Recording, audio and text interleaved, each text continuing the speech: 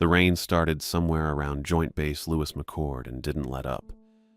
I'd been driving north out of Tacoma for maybe 20 minutes, watching the wipers drag water across the windshield in those streaks that never quite clear. My tools rattled in the back every time I changed lanes. Picks, tension wrenches, the plug spinner I'd bought used off a guy in Olympia. All of it loose in the nylon bag because I'd left in a hurry and hadn't bothered to secure anything. The gas light had been on since Fife. I kept meaning to pull off, find a Shell or a 76, top up the tank. But every exit I passed felt like it would cost me another 10 minutes I didn't have, and I was already cutting it close. So I stayed in the right lane and told myself the van had another 30 miles in it easy. Probably 40 if I didn't gun it. My eyes kept jumping to the clock on the dash. 11:03, 11:07, 11:12. I wasn't going to make it by 11:30. That was pretty much guaranteed at this point. Mom had said 11, which meant she'd expected me at 10:45, which meant showing up any later than 11:15 was going to start the night off wrong. That's how it worked with her. You were early or you were making a statement. I figured I'd text her when I got closer, let her know I hit traffic or something. The thing is, I didn't hit traffic yet. Not real traffic. Just the usual southbound crawl on the other side of the median, headlights smearing past in the rain. Northbound was clear enough.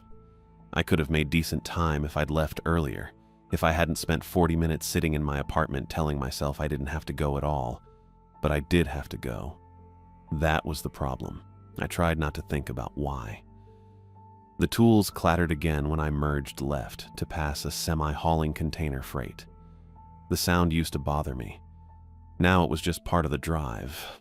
I'd been running locksmith calls for 6 years, ever since I finished the apprenticeship and bought the van off a guy who'd retired to Spokane. White Chevy Express with a dent in the passenger door and 140,000 miles on it. I'd repainted the side panel myself, put my number on it in vinyl stick-on letters. Didn't bother with a company name. Just locksmith and the 10 digits. Most of my work was car lockouts and apartment deadbolts, sometimes a filing cabinet at an office park or a panic bar that wouldn't latch. I didn't do safes much.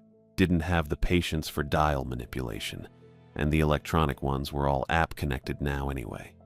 Half the time, people just reset them with a YouTube video. Tonight wasn't a job, not technically, but I was treating it like one. That was the only way I was going to get through it. 3 weeks ago, I'd been up in Shoreline, standing outside a motel that smelled like mildew and burnt coffee, waiting for a King County detective to tell me I could go inside. The place was called the Shoreline Inn, which was optimistic. It was a one-story strip with exterior doors painted turquoise and a neon sign that only lit up the first 4 letters. They'd found Jeffrey in room 18. The detective was a woman maybe 10 years older than me, short gray hair and a tired face. She didn't say much, just asked if I was Isaac Burgess, asked if I could identify the deceased, and led me into a room that was smaller than I expected. Tan carpet, a bed with the covers half pulled off. Jeffrey on his back near the bathroom, one arm stretched out, the other curled against his ribs. I'd said yes. That's Jeffrey Burgess. That's my brother. She'd nodded and written something on a clipboard and told me someone would be in touch about next steps. I'd left and sat in my van in the parking lot for maybe 30 minutes before I started the engine. The funeral had been closed casket. Mom's call. She'd wanted it open, actually, but the funeral director had talked her out of it. Too much time between when they found him and when they released the body, he'd said. Better to remember him another way. I didn't argue. I'd already seen him.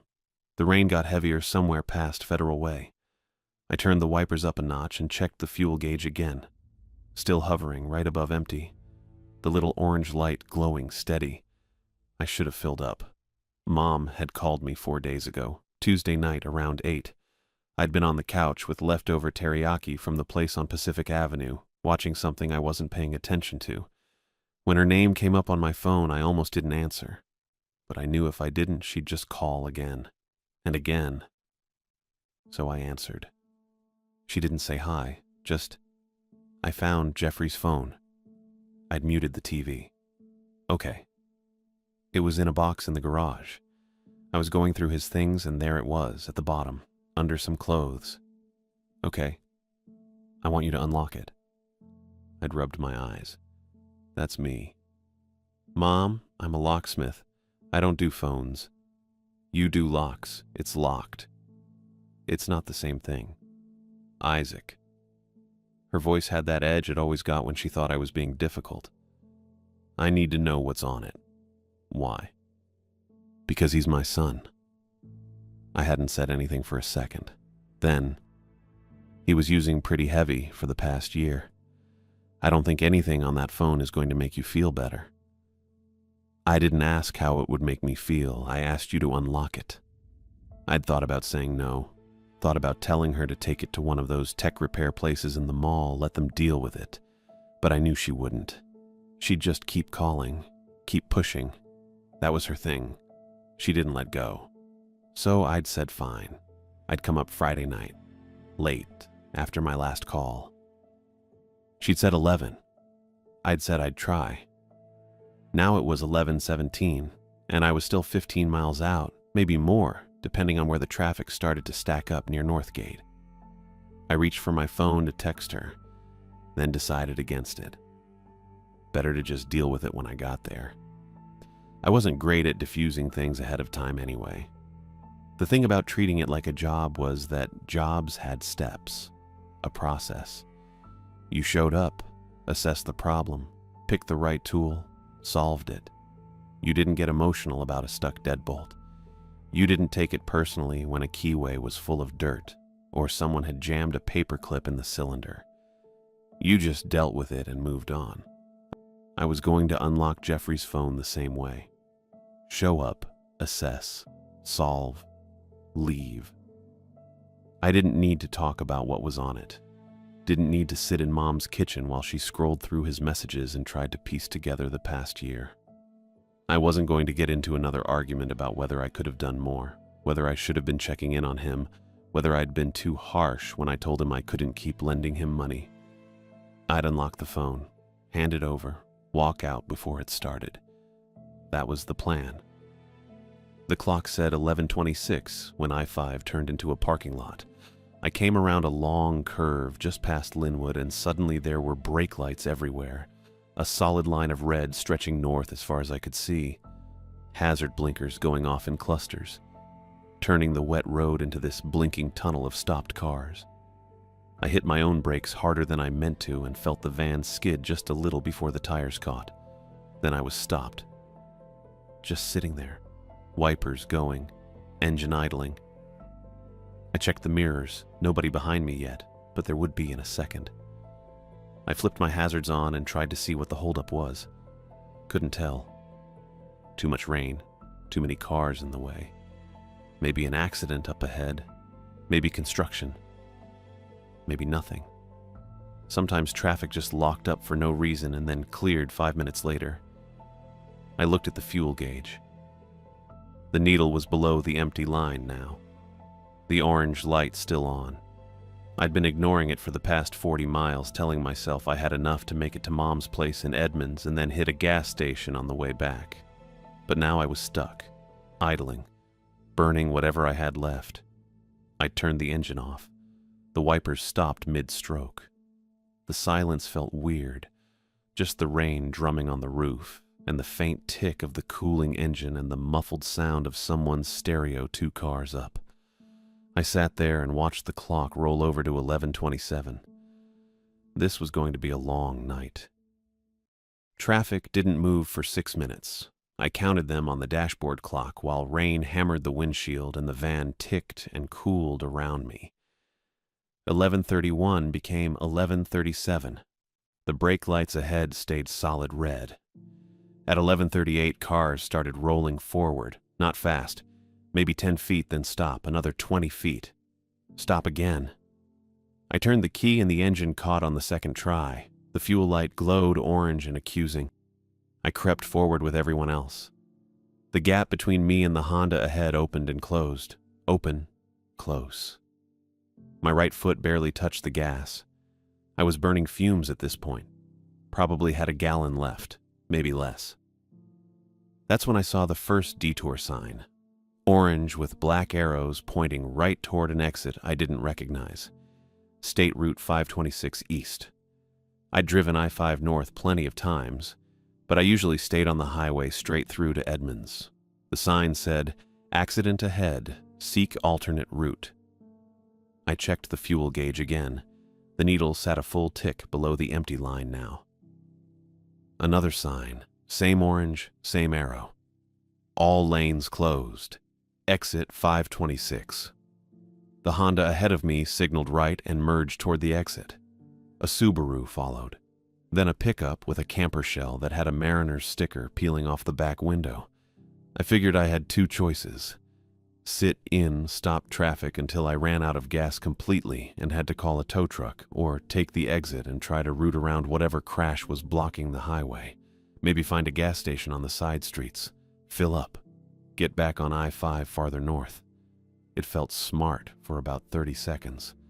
I flipped my turn signal and followed the pickup onto the exit ramp.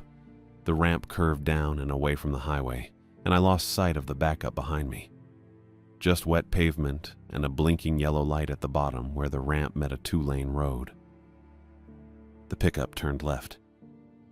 I didn't know the area well enough to have a strong opinion, but left felt wrong. The water was west. Edmonds was north. I needed to curve back east and then north to pick up the highway again. I turned right. The road was called Mukilteo Speedway, according to a green street sign I passed. Didn't look like a speedway. Looked like a regular suburban road with car dealerships and fast food places on both sides. Most of them were closed. The Taco Bell drive-thru was still lit, but I didn't see any cars. I checked the odometer. I'd gone 0.8 miles since the exit. No gas stations yet. The speedway kept pulling me west. I tried to turn north onto a side street called Cyrus Way, but it dead-ended after 2 blocks at a chain-link fence with a gravel lot behind it. I had to reverse and go back to the speedway. 1.4 miles. Still no gas. The buildings got smaller. Fewer streetlights. The road narrowed and the rain picked up again. Or maybe I was just closer to the water and the wind was pushing it harder. I passed a park on my left, just dark trees and a picnic shelter, then a stretch of nothing, then a church with a white steeple. I realized I was going downhill, 2.1 miles. The road curved left and suddenly I could see water ahead, black and flat under the rain. Puget Sound, probably. The speedway became Front Street, and Front Street ran parallel to the shoreline. I saw a bait shop. A locksmith could probably pick the lock on a bait shop cooler, but that didn't help me with an empty gas tank. I should have turned around. I knew that. But I also knew I didn't have enough fuel to backtrack 2 miles uphill, and then navigate all the way to Edmonds. I kept going. Figured maybe the road would loop back up and connect to something useful. It didn't. Front Street funneled me straight toward the Mukilteo Ferry Terminal. I'd been on the Mukilteo Clinton run a few times, once for a job on Whidbey Island, twice just driving around when I needed to think. The terminal was usually busy. Cars stacked up in 4 or 5 lanes, people leaning against their bumpers, gulls circling the lot. Not tonight. The lanes were empty. All of them. The pavement was wet and black, and the painted arrows pointing toward the dock gleamed under a handful of overhead lights. The toll booths were dark except for one on the far right. I could see a figure behind the glass, but I couldn't make out details from this distance. The terminal building itself was closed. No lights in the windows, no cars in the employee lot. But there was a ferry. It sat at the dock with the car ramped down and the deck lights on. I could hear the engines. That low, steady hum that ferries make when they're idling, a sound you feel in your chest as much as here. The boat looked operational. The running lights were green and red on the sides, white on the mast. I stopped the van just past the entrance and looked at the reader board. It was mounted on a tall metal post near the toll booths, the kind with yellow bulbs that flipped through letters and numbers to show departure times and route information. Usually it said something like, Clinton, 11:45 p.m., space available. This one didn't say that. The bulbs were flickering. Not all of them, just some. They'd flip partway through a letter and then stop, or they'd show a number and then blank out. I watched for 10 seconds and couldn't make out a single complete word. Just fragments. An M, maybe a 7. A lowercase r, which didn't make sense because the board didn't use lowercase. I put the van in park and sat there with the engine running. The fuel gauge hadn't moved, still buried below empty. The figure in the toll booth shifted. I saw an arm move. Then the arm lifted and waved me forward. I didn't have a lot of options. I was out of gas, out of time, and out of roads that led anywhere except back uphill into nothing. If the ferry was running, maybe I could get on, get to Clinton, find a gas station on the island. It wasn't Edmonds, but it was somewhere. I eased the van forward and rolled up to the booth. The guy inside was maybe mid-40s, stocky, with dark hair cropped close to his skull. He wore a Washington State Ferry's uniform jacket and a headset looped over one ear. He didn't look up, just tapped something on a keyboard I couldn't see and kept his eyes on a screen below the glass. I rolled down my window.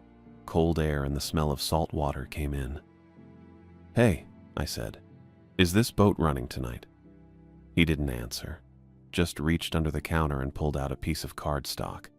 He slid it through the slot at the bottom of the booth glass. I picked it up. It was a ticket, not the normal paper receipt you get on Washington State ferries. This was heavier.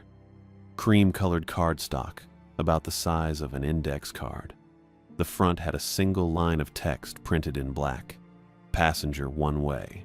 No route, no date, no time. I turned it over. The back was covered in small print. Rules, maybe. Terms. I skimmed the first few lines. Passengers must remain in designated areas during transit. Deck access restricted after departure. No refunds, no transfers, no exceptions. The next line made me stop. Passengers acknowledging carriage agree to waive claims arising from delay, rerouting, or failure to debark at intended destination. I read it again. Failure to debark at intended destination. My stomach tightened. Not a lot, just enough to notice. I looked up at the guy in the booth. He still hadn't made eye contact. "What kind of sailing is this?" I asked. I looked up at the guy in the booth. He still hadn't made eye contact, just kept staring at something below the glass, probably another screen. "What kind of sailing is this?" I asked. He tapped twice on whatever keyboard he had down there. Didn't look up. "Where's this ferry going?" I tried again. He blinked once, slow. Then he tilted his head just enough that I could see his eyes shift toward me without actually meeting mine. "Same place they all go," he said. His voice came out flat, like he'd said the same thing 100 times that week and didn't care if I believed it. "Clinton?" I said. He didn't confirm, just stared at the screen again. I glanced down at the ticket still in my hand. The back was covered in that small print. I'd read some of it already, but now I actually looked at the list of rules printed there. They were formatted like terms and conditions, single-spaced, the kind of thing nobody reads before clicking accept. Passengers must remain on the car deck until the signal horn sounds. No photography or recording devices permitted during transit. Do not respond if your name is heard from the passenger cabins. I stopped on that one. Read it again. Do not respond if your name is heard from the passenger cabins. That wasn't normal. That wasn't even close to normal. What's this about? I held the ticket up to the glass, tapping the line with my thumb. The guy barely glanced at it. Late night protocol. Protocol for what? Reduce staffing. He said it like that explained everything. Like telling me they didn't have enough people working somehow justified a rule about not responding to your own name being called. I kept reading. Ticket must remain visible at all times during crossing. Exit only when a deckhand taps your vehicle hood. I looked back up at him. This is a lot of rules for a normal ferry. It's not a normal ferry. He said it without any edge, just factual. Bored even. Then what is it? Late night sailing. He shifted in his seat, adjusting the headset slightly. You want to wait for the morning schedule. First boat's at 5:45. I checked the dashboard clock, 11:42, 6 hours. I looked at the fuel gauge, still below the E. The engine wasn't even running, and I could feel the van settling into that empty lightness that happens when there's nothing left in the tank. If I tried to turn around now and head back up the hill, I'd maybe make it a quarter mile. Probably less. And even if I did make it back to the speedway, then what? Sit in a closed gas station parking lot until dawn. Call my mom and tell her I couldn't make it because I ran out of gas and got rerouted to a ferry terminal. She'd already be furious I was late. Calling now would just add another hour of her telling me I never prioritized family, that if it had been a paying job I'd have figured it out, that Jeffrey would have made it on time. Jeffrey wouldn't have made it at all. But I wasn't going to say that to her. The guy in the booth hadn't moved. He was waiting for me to decide. Not patiently. Just waiting because that was his job and he didn't care either way. The boat's running now, I said. Yeah. And it's going to Clinton. He didn't answer that one. Just tapped his screen twice more. The gate in front of my van started to lift. Slow. The yellow and black striped arm rose in segments, jerking slightly at each interval like the hydraulics needed maintenance. I looked at the ticket again, at the rules printed there in that tiny font, at the part about waiving claims for failure to debark at intended destination. This was stupid. I knew it was stupid. But sitting in gridlock on the freeway with an empty tank in the rain felt worse. At least this was movement.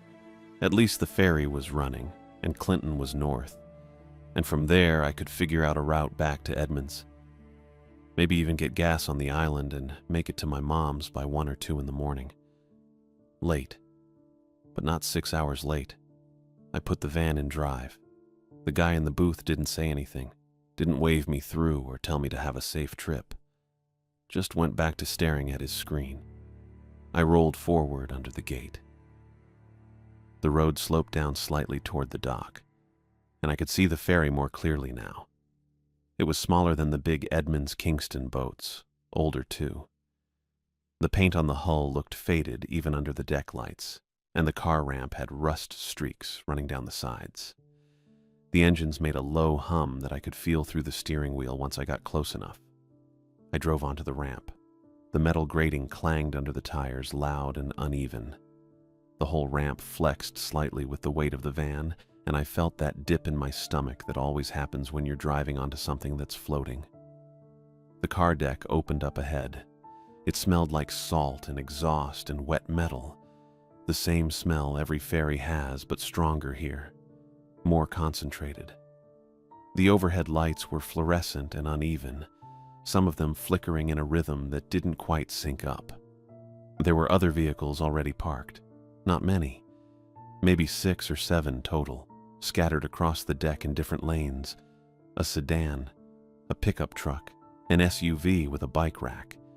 They weren't lined up neatly like on a normal sailing, just spread out, random. A deckhand stepped into view on my left. She was wearing reflective gear and gloves, a knit cap pulled low against the rain. She had a flashlight in one hand, but wasn't using it, just holding it against her leg. She pointed toward a lane in the middle of the deck with 2 fingers, then stepped back without waiting to see if I followed.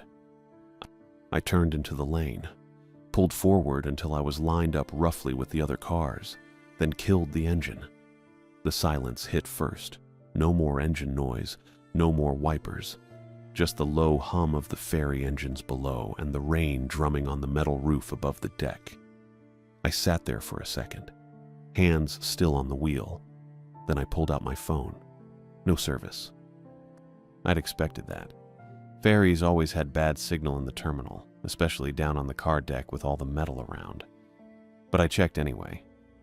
Held the phone up near the windshield, watched the bars. Nothing.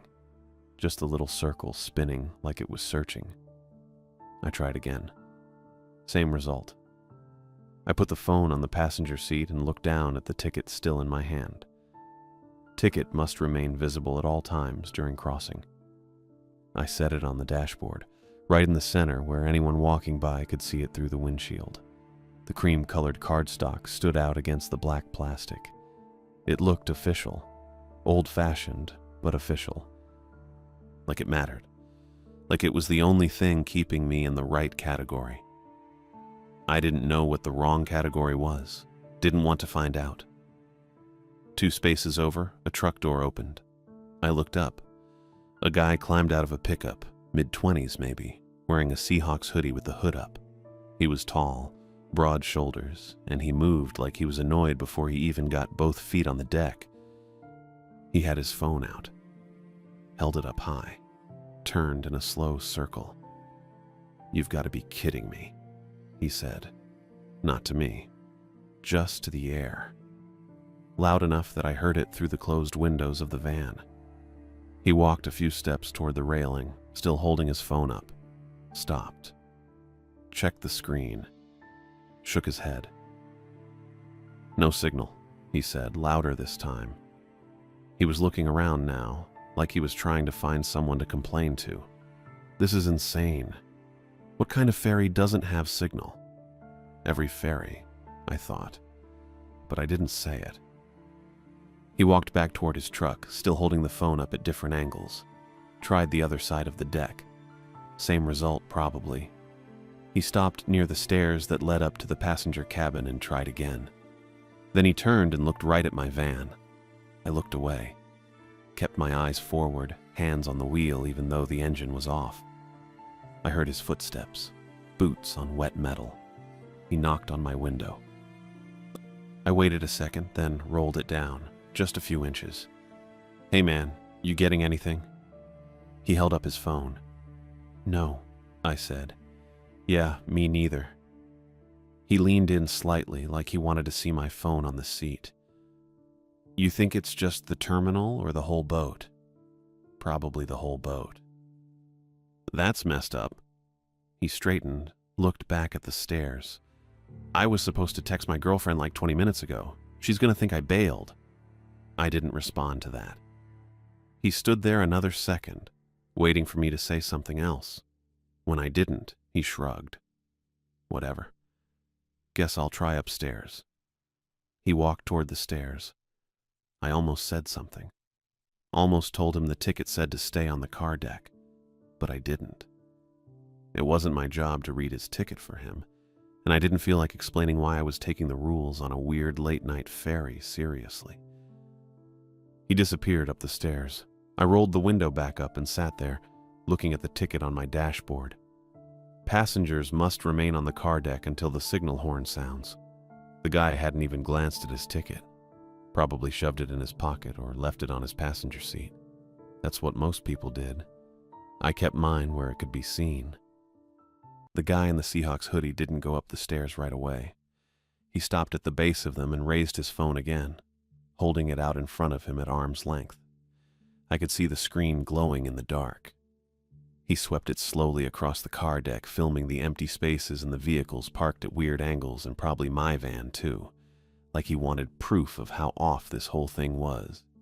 I remembered the rule on the back of the ticket. No photography or recording devices during transit. I sat there waiting for someone to stop him. The deckhand who directed me to park was still somewhere on the deck.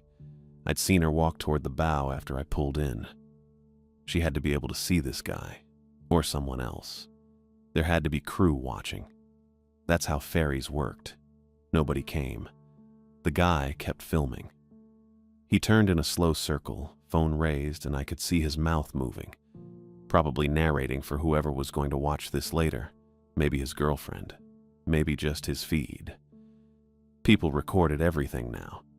I'd had customers film me picking locks because they didn't trust I wouldn't damage their doors or because they wanted to post it somewhere with a caption about being locked out at 2 a.m. I looked at my ticket on the dashboard. The rule was right there. No recording devices. It didn't say, "Please don't," or "We'd prefer." It just said no. The guy lowered his phone and looked at the screen. He tapped it a couple times. Then his whole posture changed. It wasn't gradual. It was immediate. 1 second he was standing loose and casual, annoyed but not worried. The next second he went rigid. His shoulders pulled back. His head tilted slightly to the left. His arm with the phone dropped to his side but stayed stiff, not relaxed. His phone screen had gone black. I could see that from here. No glow. He stood completely still for maybe 3 seconds. Then he turned toward the stairwell. Not a normal turn.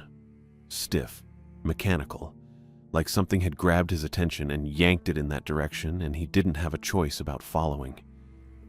He walked toward the stairs. The walk was wrong, unsteady. His feet moved, but his upper body stayed too rigid. I thought about asking if he was okay. I had my hand on the door handle, but I didn't open it.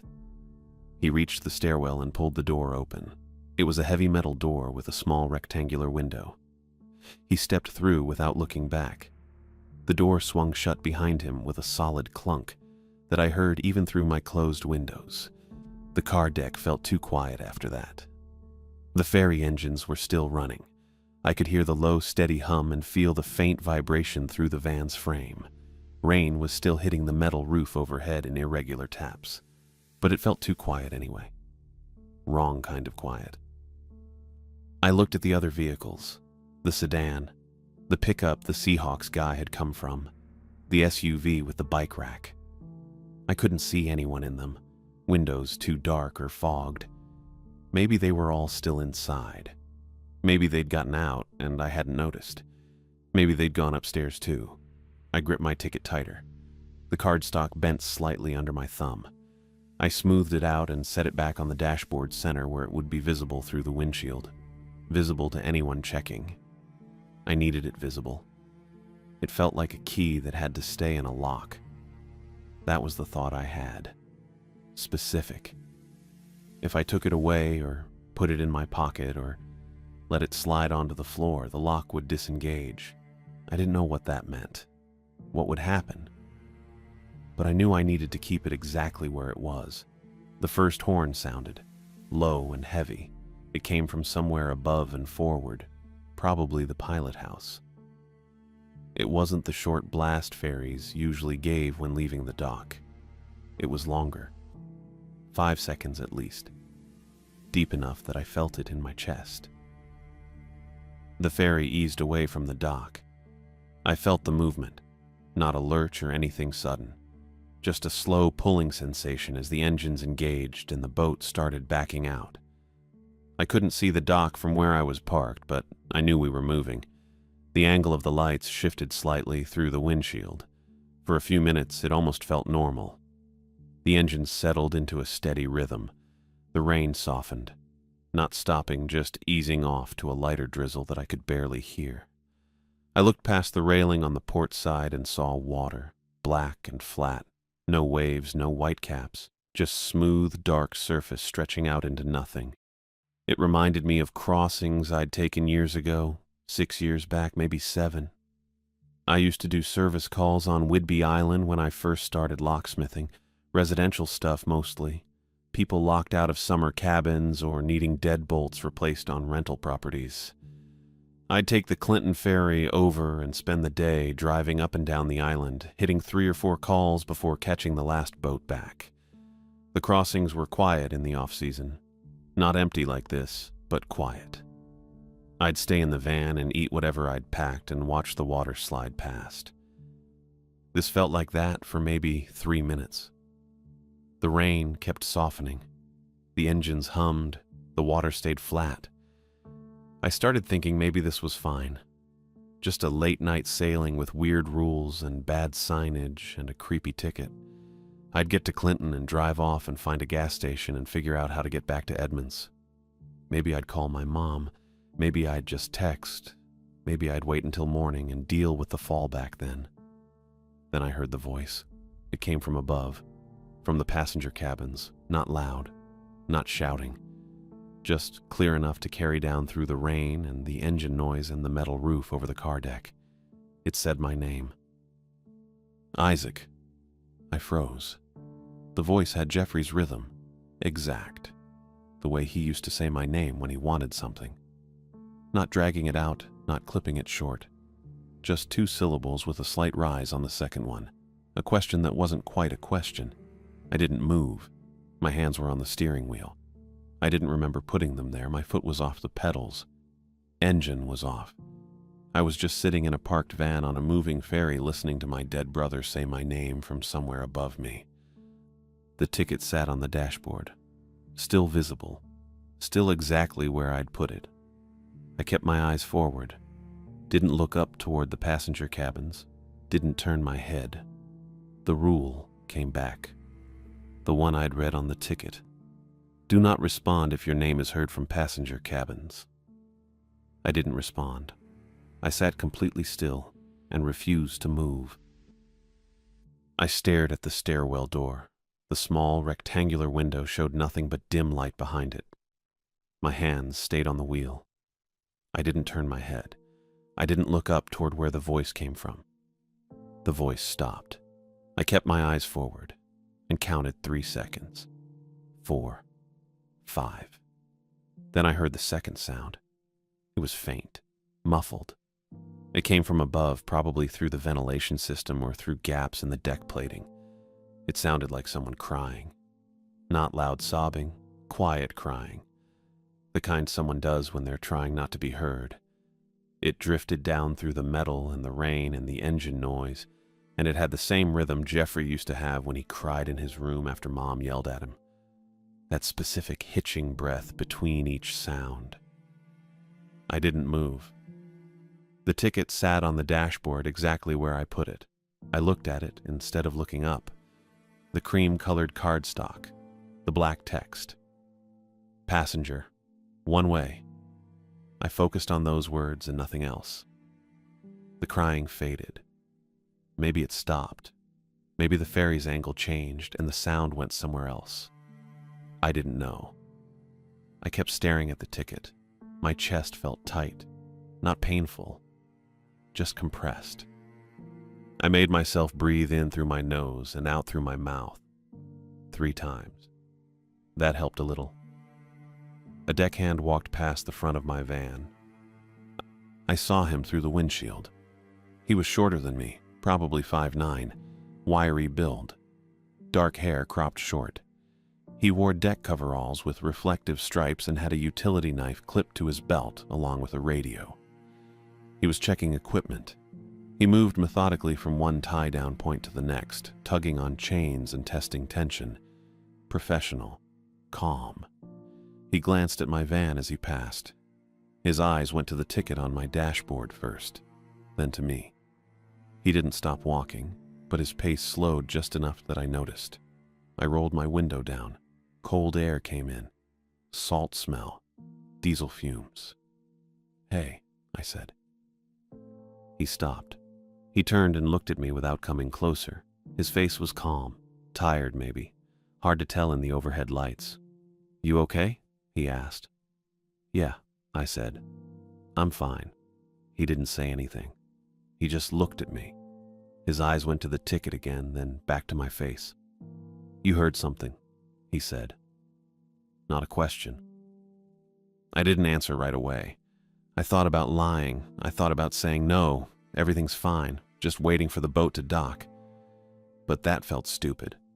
He already knew. "Yeah," I said. He nodded once.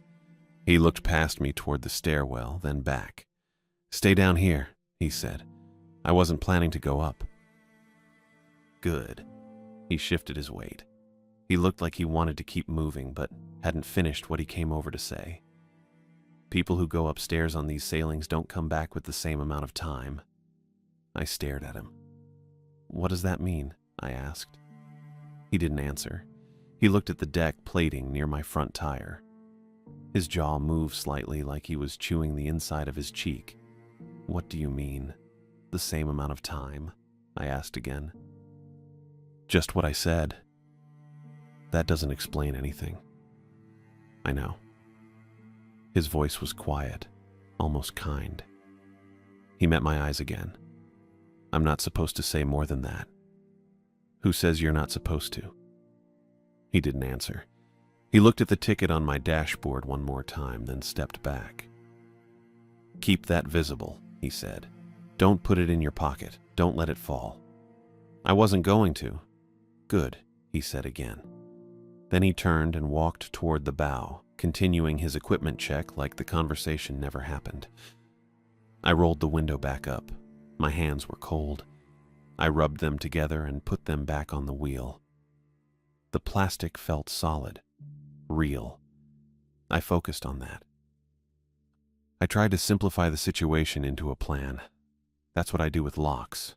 Break the problem into steps. Don't think about the whole mechanism at once. Just the next pin, the next tumbler. Step 1, stay in the car. Step 2, wait for the ferry to reach Clinton. Step 3, drive off. Step 4, find a gas station and fill the tank. Step 5, figure out the route to Everett from the island side. I could take the Deception Pass Bridge north and loop back around. It'd add an hour, maybe more, but I'd have fuel and I wouldn't have to get back on a ferry. Simple, straightforward. I looked at the ticket again. It stayed where I put it. The rules on the back were still there. I didn't need to flip it over to remember them. I already read them twice. The plan felt better than thinking about the voice. Better than thinking about Jeffrey. Better than thinking about what the deckhand meant when he said people don't come back with the same amount of time. I didn't know what that meant. I still don't. The ferry kept moving. The engines hummed. The rain had stopped completely now. I looked out the driver's side window and saw the water. Flat. Black. No waves. Then the ferry slowed. The change in vibration came first. The engines shifted from their steady hum to something lower, quieter. The whole boat felt different under me. Not stopped, just slower. Like we were easing into a turn or adjusting course. I checked my phone. Still no signal. The time said 11:51. I looked out the windshield toward the bow. I couldn't see the pilot house from where I was parked, but I could see the railing and the darkness beyond it. No lights. I leaned forward and looked harder. The Sound always has lights. Shoreline lights from Whidbey, distant glow from Everett or Mukilteo behind us, running lights from other boats. Something. I didn't see anything, just black. Flat water and black sky, and no separation between them. I turned and looked out the side window. Same thing. No glow on the horizon. No distant sparkle of houses or docks or anything. The ferry slowed further. The engines dropped to an idle. We were barely moving now. Then the overhead lamps dimmed. Not all at once. Gradually, like someone turning a dial. They went from white to yellow. Not warm yellow, sickly yellow. The kind of light you get from old bulbs that are about to burn out. I looked at the sedan parked 3 spaces ahead. Under the new light, it looked worse. Older. The paint looked faded and the chrome looked tarnished. I could see rust along the wheel wells that I didn't notice before. I looked at the pickup truck 2 spaces over. Same thing. It looked like it had been sitting in a field for 6 months. Dull paint, dirty windows. The SUV with the bike rack looked even worse. The rack was bent. One of the bikes was missing a front wheel. I looked down at my own hands on the steering wheel. The light made my skin look gray. I didn't like it. The stairwell door opened. The sound cut through the engine noise and the silence. Metal scraping metal. Hinges that needed oil. I looked. The guy in the Seahawks hoodie came back down. He walked slowly, stiff. His hands were at his sides, empty. No phone. His hoodie was soaked, completely drenched. Water dripped from the fabric onto the deck plating. It looked like he'd walked through heavy rain. It wasn't raining on the car deck. He stopped at the base of the stairs. He turned his head left, then right, searching. Then he saw my van, He locked onto it, his whole body reoriented. He started walking toward me. His face looked wrong, pale. His eyes were too wide. His mouth hung open slightly. He reached the front of my van and stopped. He stared at me through the windshield. I didn't roll the window down. He raised both hands. He pressed them against the glass. His palms left wet prints. He started mouthing words. No sound, just his lips moving. I couldn't make out what he was saying at first. Then I recognized the shape. "Help me," he said it again. "Help me." Then he pointed upward with his right hand, straight up, toward the passenger cabins. He mouthed more words. "You have to come up." I shook my head. He pressed harder against the glass. His fingers splayed wide. He mouthed the words again. "You have to come up. Please." I looked at his eyes. They weren't right. The pupils were too big, black circles with just a thin ring of green around them. He kept pointing, kept mouthing the same thing. "Please, you have to come up." I didn't move. I stayed seated, kept both hands on the wheel. The ticket was still on the dashboard where I'd put it, visible through the windshield, but I reached up and pressed it against the inside of the glass with my palm. Held it there. I don't know why exactly. Just felt like if I let go it might slide down or fall or disappear. The guy in the Seahawks hoodie was still standing at my hood, still pressing his hands against the windshield, still mouthing words I could see but not hear. His eyes were wrong, too wide, pupils too big, like he'd been in the dark too long and they hadn't adjusted back. Then his expression changed. The pleading stopped.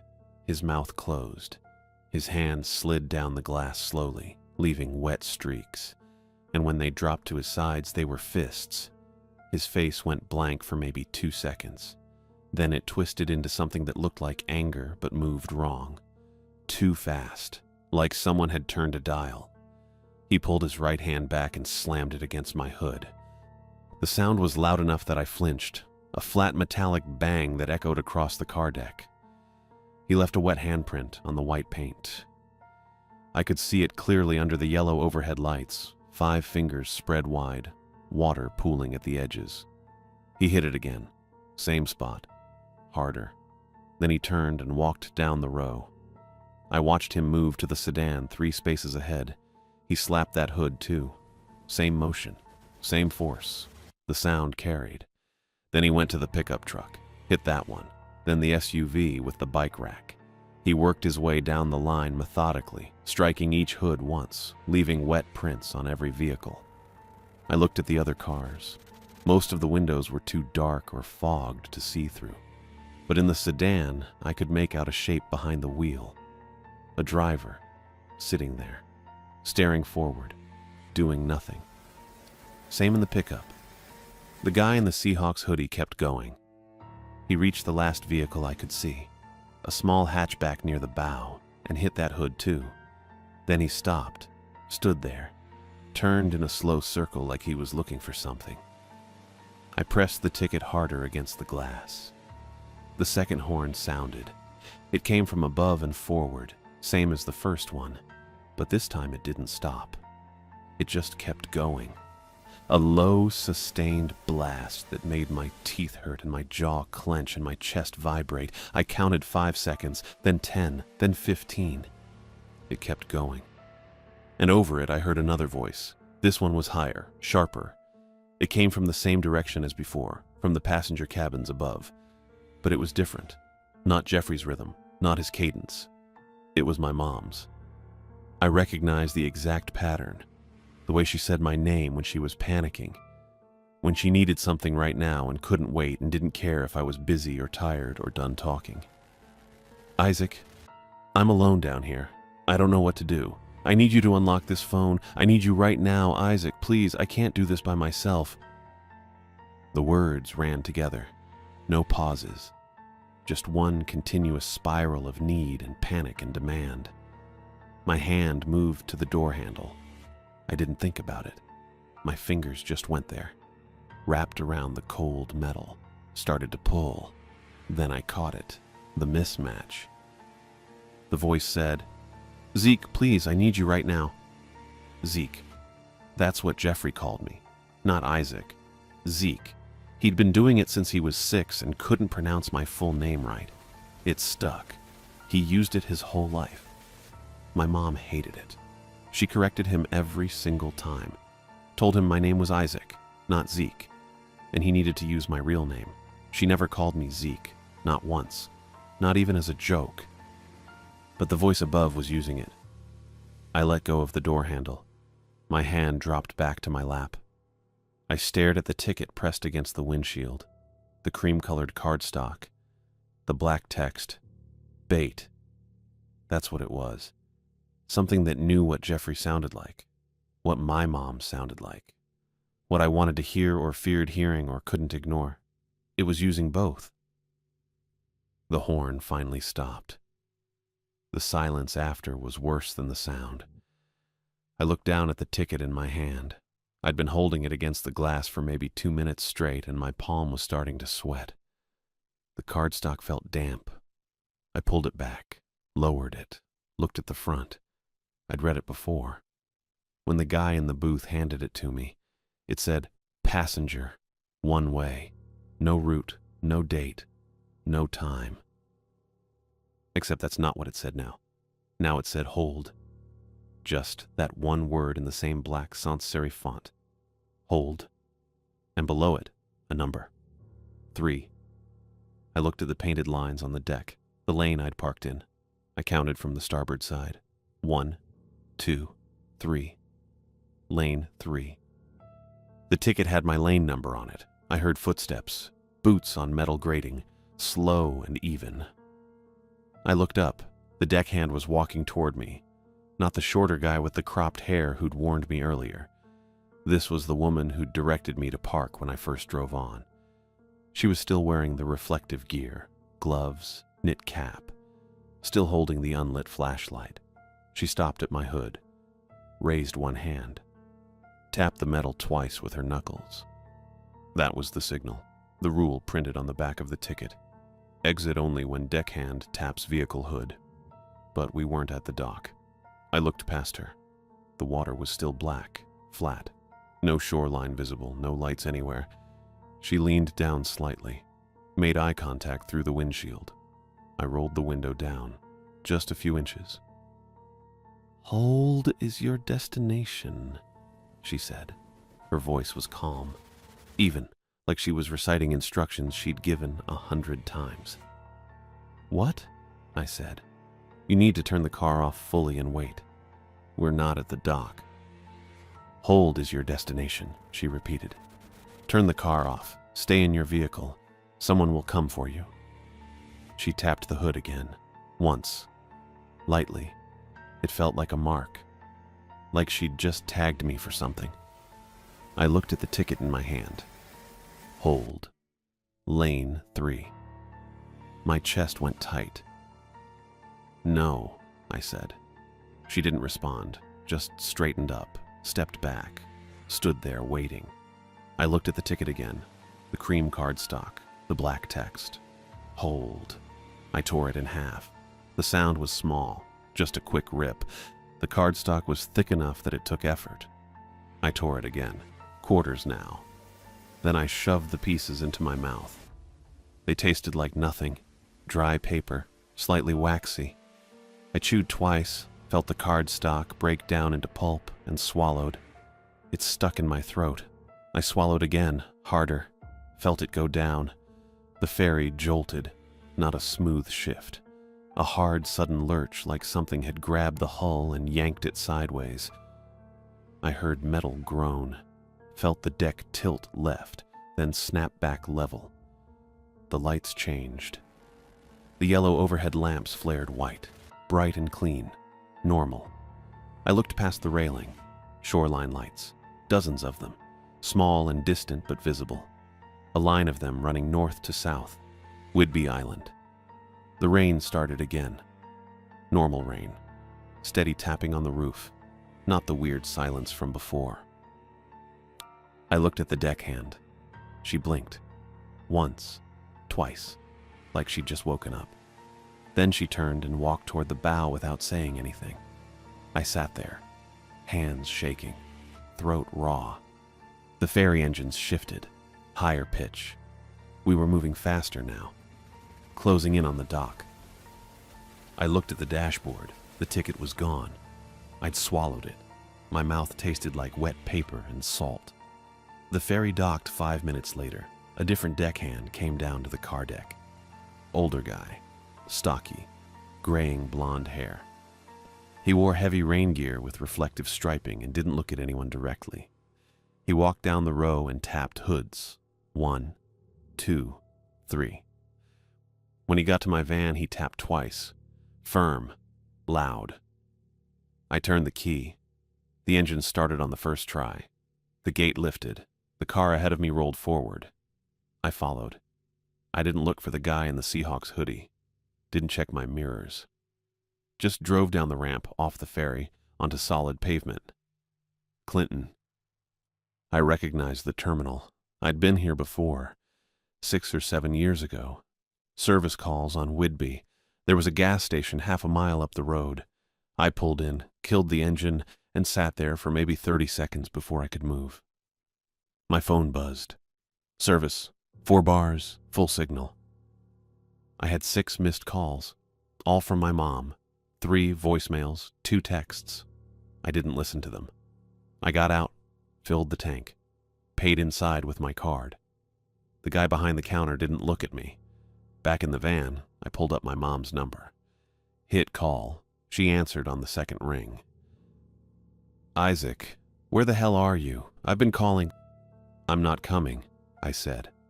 Silence. What? I'm not coming. I'm not unlocking the phone. I'm going home. You said you'd be here by 11. It's almost 1 in the morning. I'm going home, I said again.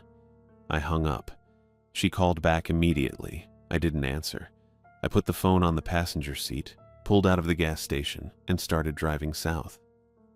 I made it maybe 40 minutes before I had to pull over. Somewhere past Deception Pass, a turnout overlooking the water. I parked, opened the door, leaned out, and vomited. Wet paper came up. Thick clumps of it mixed with stomach acid. I could see fragments of cream cardstock in the mess on the pavement. I vomited again, then sat there spitting and breathing hard. When I was done, I closed the door, tilted the seat back, locked the doors. I kept my keys in my hand, held them tight. I didn't sleep much. Maybe an hour, maybe less. In the morning, I drove the rest of the way back to Tacoma. I got home around 8, parked in my driveway, went inside, made coffee. Then I pulled up my laptop and searched Washington State Ferry's schedules. Mukilteo to Clinton, last night's date. The last listed sailing departed at 10:30 p.m. I'd reached the terminal at 11:40. I sat there staring at the screen for maybe 5 minutes. Then I closed the laptop. I didn't tell anyone. What would I say?